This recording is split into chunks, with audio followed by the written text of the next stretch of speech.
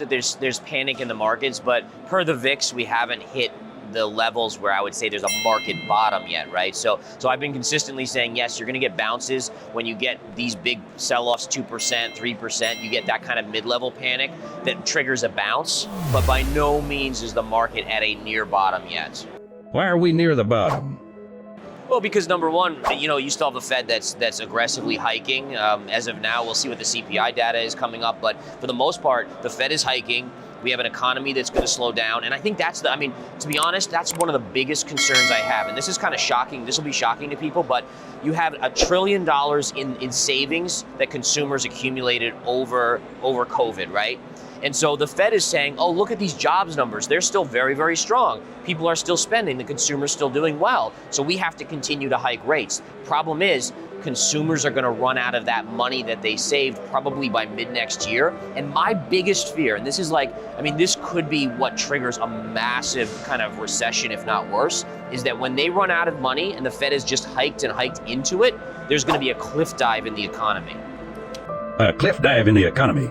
How is that different from a recession? Well, a recession can be mild, right? I mean, you could have, okay, it's a little minor recession. I mean, even the Fed has said, hey, we don't care if we push the economy into a recession. But a cliff dive, that's where you have unemployment going to 5, 7, 8, 9, 10%. And that's where you get in trouble, where the Fed then has to start lowering rates instead of just going to neutral where they're not hiking anymore. And potentially down the line, I do worry that it's going to get so bad that even with 4% inflation, you still could see a point where in like a year, 2 years from now, the Fed has to actually start QE again.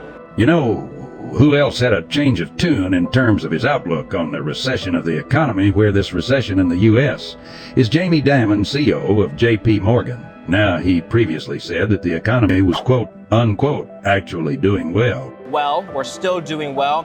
He changed his stance. He said that there is now a very, very serious mix of headwinds for the U.S. economy, and that it is very likely that the U.S. will tip into recession over the next 6 to 9 months. Right, so technically per GDP, you can make a case for that, right? But I think a lot of people have argued that it's not a true recession because you have to deal with the COVID aftermath and then what's going on with that kind of stuff. So you had COVID kind of affecting GDP for a while, and the jobs numbers have been strong.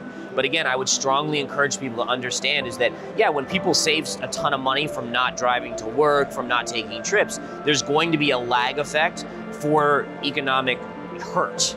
But once people run out of money, I mean, this is what, again, keeps me up at night, is that the Fed, for some reason, doesn't seem to be allowing for that or understanding that. So they're like, oh, the jobs numbers are strong, so we're going to continue to hike, this and this. But I'm telling them, like, at some point, you are going to see the consumer run out of money, and that is going to kill the economy fast. Putin's been kind of threatening a little bit, and you hear a lot more talk in the public eye from politicians about the chances of it. So it makes sense people will search for it more. And then also, right, we have to think about risk models, right? So if you're a hedge fund, if you're an institution, yeah, it might only be a 0.001%, but the question is, how does your risk model adapt to that? And does it mean that you have to take a lower positioning in certain stocks? And so I think it makes a lot of sense that it is correlated. Okay.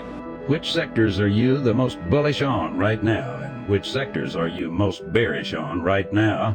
So for me, I think Brazilian stocks, the EWZ is an ETF that tracks. It looks like it's breaking out here. I've been a big talker over the last 6 to 12 months about how people and institutions have overinvested in the US because it was the safest spot during COVID, so all this money came in, and they're underinvested in foreign markets, right? So you could even talk about China, although China has taken a big hit lately, but I think the EWZ is a beautiful chart, and I think people want to start looking other places. If we're going to be in a long-term, and I told you this last time, I truly believe we won't see a new all-time high in the stock market for 10 years. Yeah, I think it's going to be these trusty stocks like an Apple, and again, percentage-wise maybe not, but I think people will be shocked by how much more downside Apple can have. I have a price target under 100 on Apple for probably the next 12 months or so. And again, it's trading, last I checked, I think 140s or so.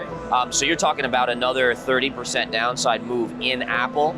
All tech stocks will be affected, but I do think there are certain growth names that are smaller that have already been trounced 80, 90%, and those could see a little bit of a less downside. And again, keep in mind, everyone has run towards Apple, Tesla, these trusty stocks, including institutions. They've overinvested because it was supposedly the no-lose situation, and I do worry that there's going to be an exodus in those names, which, by the way, you have Apple dropping that much. Think about what the Qs could do, the NASDAQ 100. I mean, you could see some major downside downside in those names. So I just want people to understand is that you go back to pre-printing periods, which is a long time ago now. You had companies like Apple in the past, like the Apple of its time, trading at an 8 or 10 PE ratio. Where's Apple? Apple's still in the 20s in terms of PE ratio. So I mean, if it ever comes back to this mean or medium point, you're talking about a lot of downside potential. And again, I mean, that's what the market is going to have to grapple with, is that, you know, we're going to get into recession and every investor is going to say, okay, we're in a recession. Hey,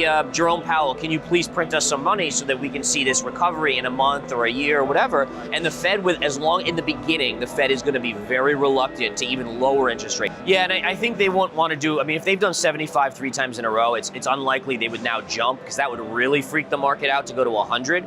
So I think you're going to look at 70, or if the CPI data and the economic data shows that we are seeing a lowering inflation number, then maybe you get a 50 in there. I do think that a lot of other central banks, like Bank of England, we know they've stepped in here. There's a lot of concern out there from other central banks saying, hey, Fed, you're doing this too quickly. Our economies, our currencies can't handle it. You're going to break us. I mean, we kind of did see that in the UK.